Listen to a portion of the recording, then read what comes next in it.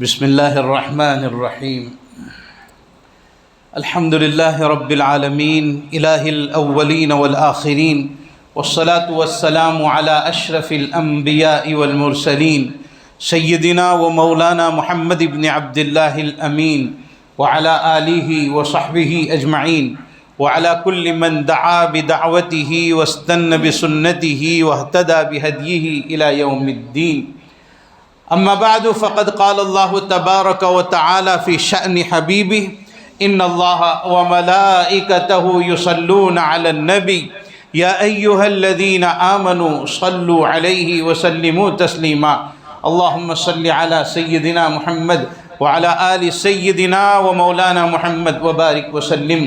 جزا اللہ عنا نبینا محمد صلی اللہ علیہ وسلم بما هو اہلہ. اللہم صلی علی سیدنا محمد فی اول و اوسط و آخر کلامنا.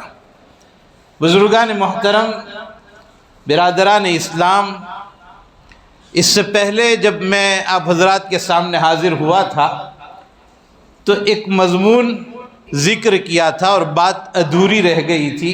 اسی کو میں انشاءاللہ آج آپ حضرات کے سامنے ذکر کرتا ہوں. اللہ تعالیٰ سے دعا کرتا ہوں کہ حق تعالی شانہ مفید اور کام کی باتیں کہنے کی توفیق عطا فرمائے، اور جو کچھ کہا جائے اللہ تعالیٰ ہم سب کو اس کے اوپر عمل کرنے والا بنائے. میں نے پچھلی نشست میں یہ بات آپ کے سامنے ذکر کی تھی کہ دو گناہ ایسے ہیں کہ جس کی سزا دنیا ہی میں مل جاتی ہے. آخرت میں جو سزا ملے گی لیکن دنیا ہی میں اس کی سزا مل جاتی ہے.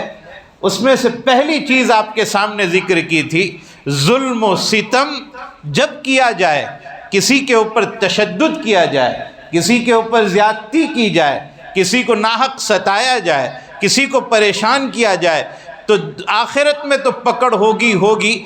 دنیا ہی میں اللہ تعالیٰ موت سے پہلے ظالم کی پکڑ فرما لیتا ہے. اس وقت ذکر کر دیا تھا.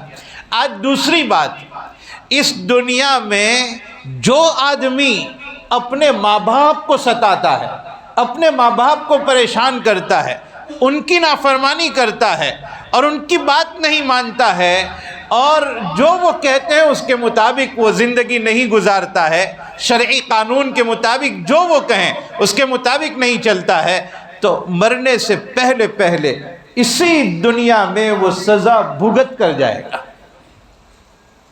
اللہ میری، آپ کی اور کل امت کی حفاظت فرمائے. آج اس مسئلے میں بہت زیادہ نافرمانیاں ہو رہی ہے ماں باپ کی.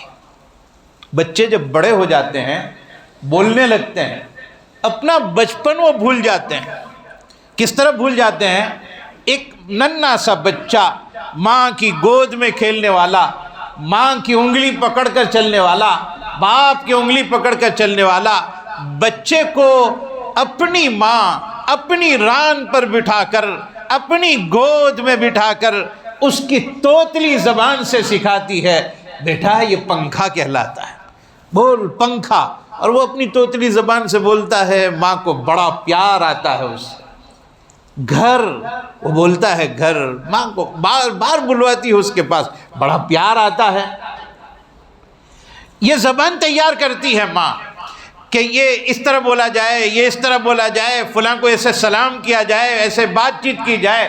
جب وہ بولنے لگتا ہے اور جب بڑا ہو جاتا ہے تو جس زبان سے ماں نے گھر بولنا سکھایا تھا، جس زبان سے ماں نے پنکھا بولنا سکھایا تھا، جس زبان سے ماں نے سلام کرنا سکھایا تھا، اسی زبان سے ماں کو یہ کہتا ہے، بیٹا ماں تو بیٹھی رہ، تجھے سمجھ میں نہیں آئے گا.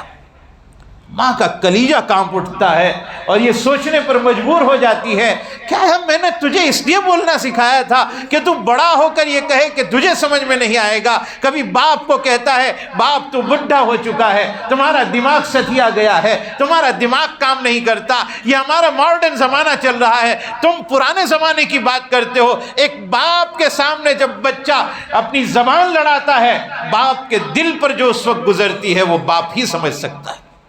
اور یاد رکھنا، جو چیز ہم ماں باپ کے پاس جمع کروا رہے ہیں، یہ ہمارے کھاتے میں سب جمع ہو رہا ہے۔ آج ماں کے سامنے زبان درازی کی، ہم نے ماں کے پاس اپنا بینک اکاؤنٹ میں اپنا بولا ہوا جمع کروا دیا۔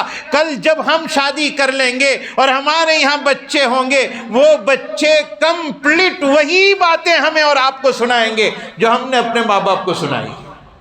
اگر ہم اپنے بچوں کو فرما بردار دیکھنا چاہتے ہیں، ہم آنے والی نسلوں کو ہماری تابع اور فرما بردار دیکھنا چاہتے ہیں، تو ہمیں اپنے ماں باپ کا فرما بردار ہو کر زندگی گزارنی ہوگی۔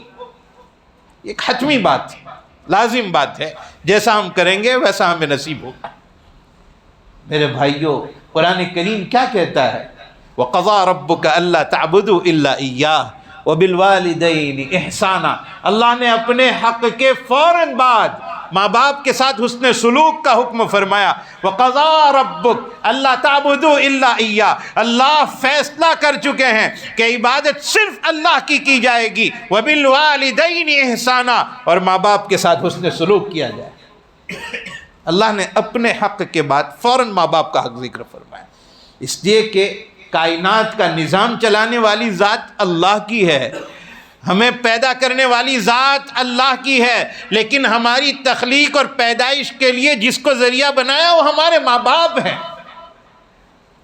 ماں باپ کا حق کبھی نہیں ادا ہو سکتا ہے۔ آدمی پوری زندگی اپنی ماں کی خدمت کرتا رہے، باپ کے پیر دباتا رہے، ماں کے سامنے صف بستہ دست بستہ کھڑا ہو جائے اور ماں جیسا حکم کرے اس کے مطابق چلتا رہے، فائدہ ضرور ہوگا، لیکن ماں کا کامل حق کوئی نہیں ادا کر سکتا۔ جن بزرگوں نے بزرگی پائی ہے وہ ماں باپ کی خدمت کے ذریعے سے پائی ہے۔ بایزید بستامی رحمۃ اللہ علیہ کتنے بڑے اللہ کے ولی، وہ حضرت خود بیان فرماتے ہیں، بایزید بستامی رحمۃ اللہ علیہ، مجھے جو کچھ ملا ہے میری ماں کے دعاؤں کے نتیجے میں ملا۔ پھر کسی نے پوچھا حضرت وہ کیسے؟ کہا ایک رات میں میری ماں کے پاس بیٹھا ہوا تھا اور میری ماں نے مجھے کہا بایزید جاؤ میرے لیے پانی لے کر آؤ۔ آج بچے ماں کے پاس پانی مانگتے ہیں، ماں پانی پلا دے، اور ماں پیار سے پلاتی ہے، محبت سے، لیکن میرے بھائیوں ہم کھڑے ہو جائیں، اپنی ماں سے ہم پوچھیں امی آپ پانی پینا چاہتے ہیں میں لا کر دیتا ہوں۔ ہم اپنے ماں باپ کی خدمت کریں، ماں باپ سے خدمت نہ لیں، ماں باپ سے کام نہ لیں، ہم اپنے ماں باپ کا کام کرنے والے بنیں۔ تو بایزید بستامی سے ان کی ماں نے کہا بیٹا جاؤ میرے لیے پانی لے آؤ۔ بایزید بستامی کھڑے ہوئے اور پیچھے گئے، گلاس میں پانی لیا اور اپنی ماں کے پاس آئے۔ تب تک ماں کو نیند آ چکی تھی، سو گئی تھی۔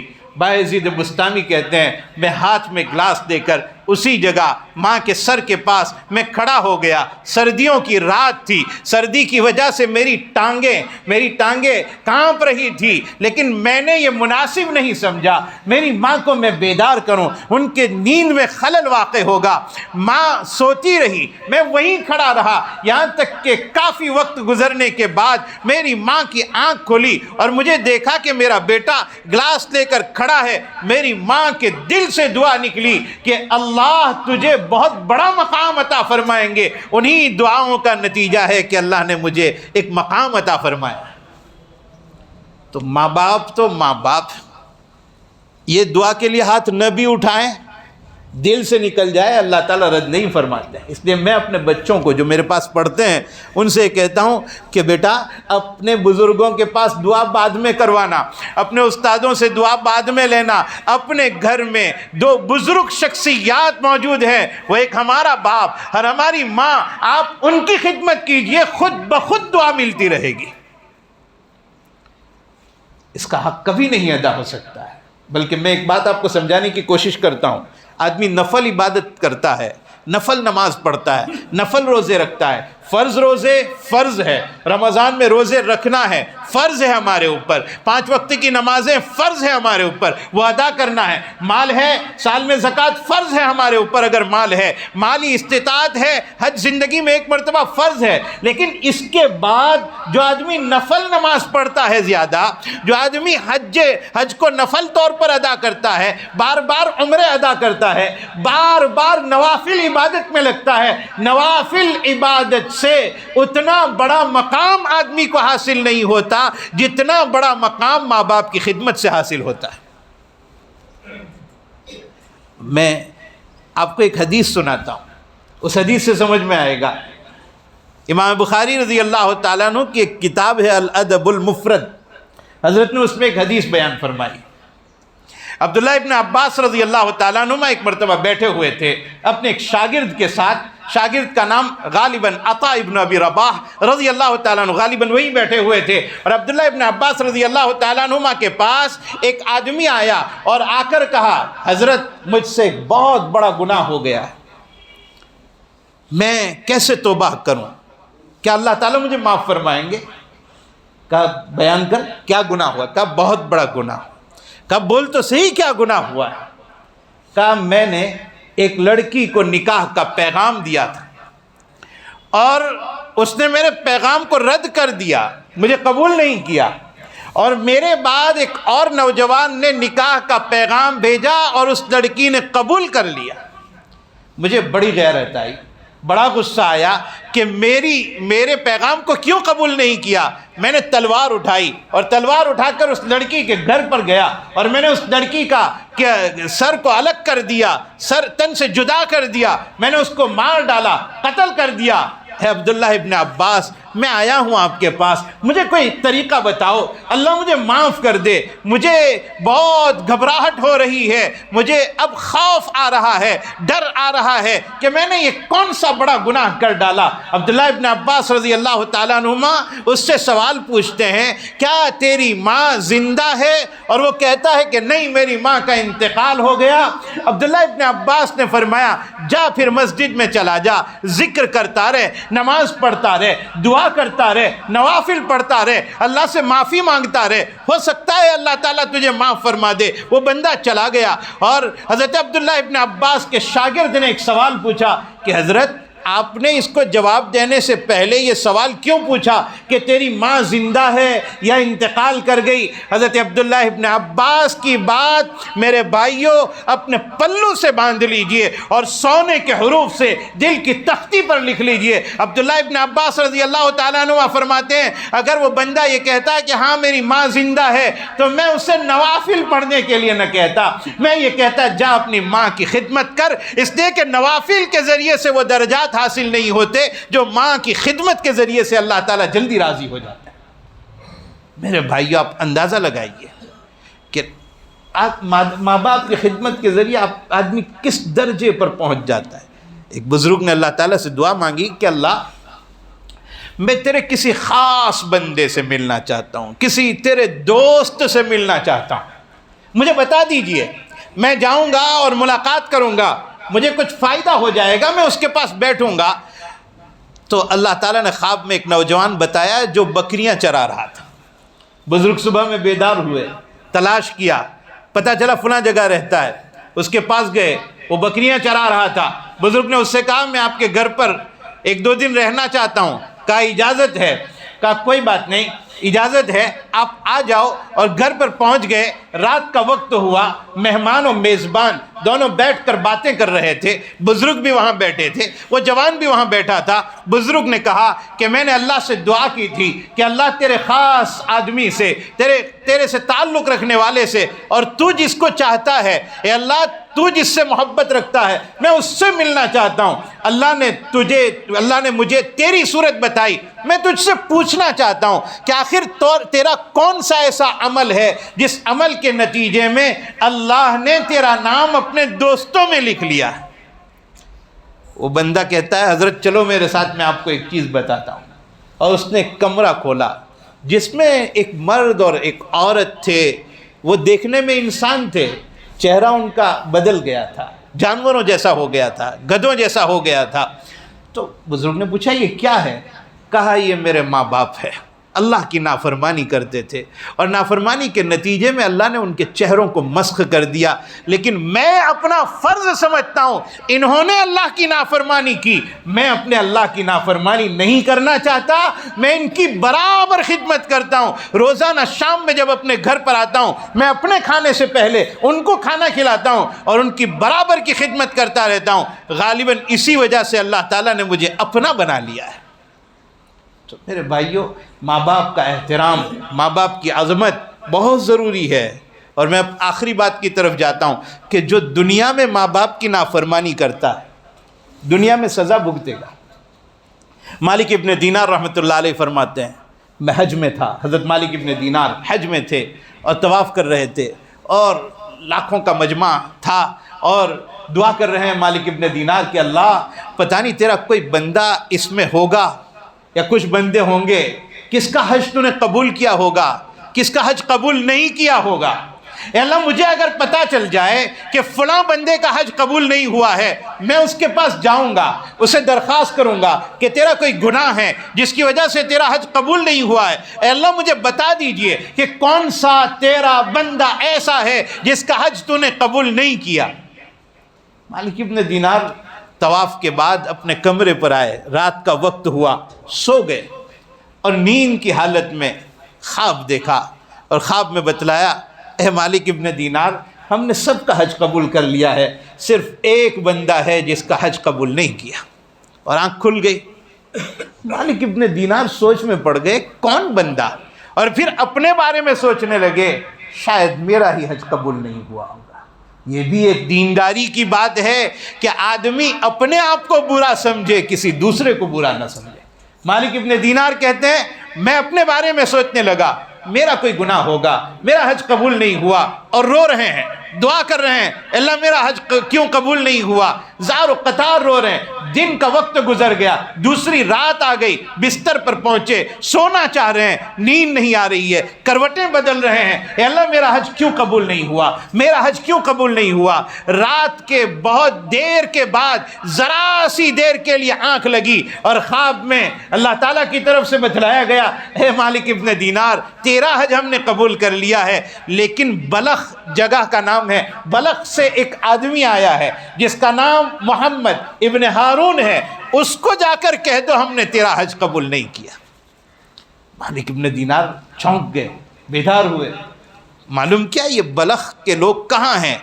حج ہو چکا تھا، حج کے ارکان ادا ہو چکے تھے، اور تلاش کیا مالک ابن دینار نے کہ بلخ کے لوگ کہاں ٹھہرے ہیں، پتہ چلا فلاں جگہ ٹھہرے ہوئے ہیں، وہاں پہنچے، وہاں بلخ کے لوگوں سے معلوم کیا کہ محمد ابن ہارون تم لوگوں میں کون ہے؟ تو لوگوں نے کہا کہ وہ تو حج سے فارغ ہو چکے، اور وہ کسی سے ملتے نہیں، وہ 24 گھنٹے عبادت میں رہتے ہیں، کسی سے بات نہیں کرتے۔ مالک ابن دینار نے کہا کہ میں تعجب میں پڑ گیا کہ کیا معاملہ، ایک طرف اس کی عبادتوں کا یہ حال، اور ایک طرف اللہ کی طرف سے یہ کہا گیا کہ جاؤ اسے کہہ دو تیرا حج قبول نہیں۔ خیر تلاش کیا، بہت تلاش کیا، تو ایک ٹوٹے ہوئے مکان کے قریب ایک آدمی نماز پڑھ رہا تھا جس کا ایک ہاتھ کٹا ہوا تھا، پتہ چلا یہ محمد ابن ہارون ہے جس کو میں تلاش کر رہا ہوں۔ تلاش کرتے کرتے کرتے وہاں پہنچے، قریب بیٹھ گئے، محمد ابن ہارون نماز پڑھ رہا تھا، اور نماز سے فارغ ہوا، سلام پھیرا، دعا کی، دعا سے فارغ ہوا، مالک ابن دینار کو دیکھا، پوچھا کیسے آنا ہوا؟ کہا تمہارا نام محمد ہے؟ کہا ہاں۔ تمہارے باپ کا نام ہارون ہے؟ کہا ہاں۔ کہا اللہ نے مجھے بذریعہ خواب یہ بتلایا ہے کہ میں تجھے یہ خبر کروں کہ تیرا حج اللہ نے قبول نہیں فرمایا۔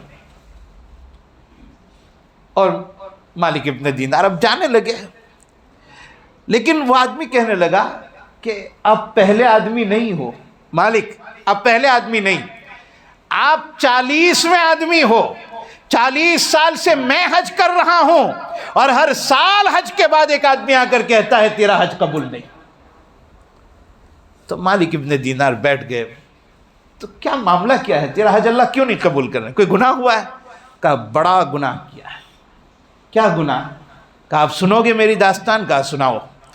اس نے کہا 29 شعبان کی شام تھی، رمضان کا چاند نظر آ چکا تھا، لوگ تراویح کی تیاری میں تھے، سحری کی تیاریوں میں تھے، اور میں شراب کے نشے میں دھت، بڑا شرابی آدمی تھا۔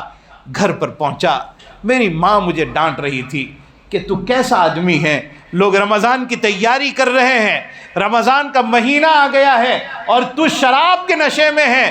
میں تو نشے میں تھا، مجھے نہیں سمجھ میں آیا کون بول رہا ہے، کیا بول رہا ہے۔ میں آگے بڑھا، میری ماں کو میں نے ایک گھونسا مارا، میری ماں نیچے گر گئی۔ جب میرا نشہ ختم ہوا میری آنکھ نے دیکھا جس جگہ میری ماں گری تھی وہاں تنور جل رہا تھا، میری ماں جل کر کوئلہ ہو چکی تھی، ختم ہو چکی تھی۔ اور مجھے بڑا افسوس ہوا، میں نے اپنی ماں کو قتل کر دیا، میں نے اپنی ماں کو مار ڈالا۔